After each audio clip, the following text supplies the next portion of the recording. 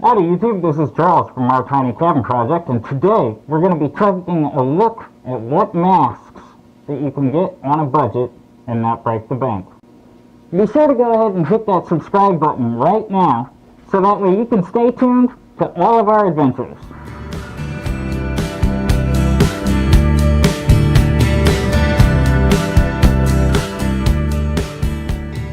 Hi and welcome back, and like I said, today we're going to be taking a look at two very common masks that are pretty easy to get that won't break the bank. The Russian GP5 and the Israeli mask. Let's go ahead and take a closer look at these two different masks. And here we have the Russian GP5. It is a Russian mask, and when you get it, it should on one side have the date and on the other side the size. Now, if you're wondering how to size yourself for this mask, here's a chart. It's relatively simple to find a size that fits. For a mask being so old, the lenses on the eyepieces are relatively clear. Now, to put the mask on, first you insert your chin into the mask, and then you pull it up over your head and around your face. Make sure you have a nice airtight seal. Now, to check to see if you have an airtight seal, what you do is you put your hand over the mouthpiece where you would put the filter and suck in, and you should feel the mask compress around your face. Now, your mask should come with a filter. More than likely, it's going to be one of these old Russian filters. The earlier ones were known to have asbestos in them, and the more modern ones have 7% asbestos inside them. Now, pretty much these old canisters are only going to be good to filter out things such as tear gas. You're not going to get any kind of CBRN protection out of these filters.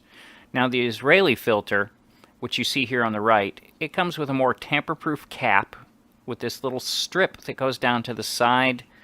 And as far as I know, the old Nato and Israeli cans are not known to contain any kind of asbestos, but they can still be tampered with, so you don't know if you're getting a new filter. I'll show you filters that I recommend here in just a minute. Now, despite both filters being 40mm, the threading is different on each filter. Now, pick up your filters and give them a little bit of a shake. Activated carbon has a tendency to break down as it hits oxygen. So it's a good way to test to see if your old filters still have some life left into them and give you an idea what level of protection you may get. Now, you can find filters to fit both masks that are in date or relatively recently expired. This is an ABECK P3 filter that will fit the Israeli mask, and some say it will also fit the Russian mask. This is an Army-issued Nato filter that will fit the Israeli mask, and then Polish filters will fit both the Russian and the Israeli mask. One of the main differences with the Israeli mask is it comes with an attachment for a drinking straw, it has a better voice diaphragm, and it is put on using a strap system rather than being a hooded mask. Simply pull the straps over your head and pull the zip ties tight. You have 1, 2, 3, 4, and 5. And then you just go ahead and make sure you have a tight seal around your face, and you check it the same way you do the GP5.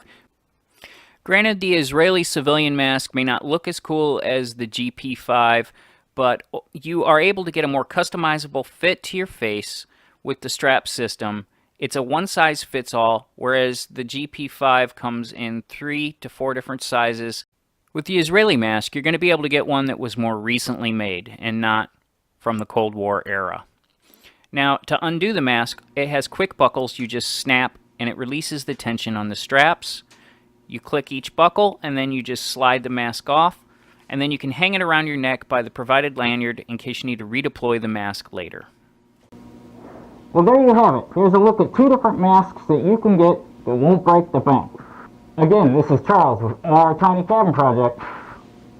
Catch you later.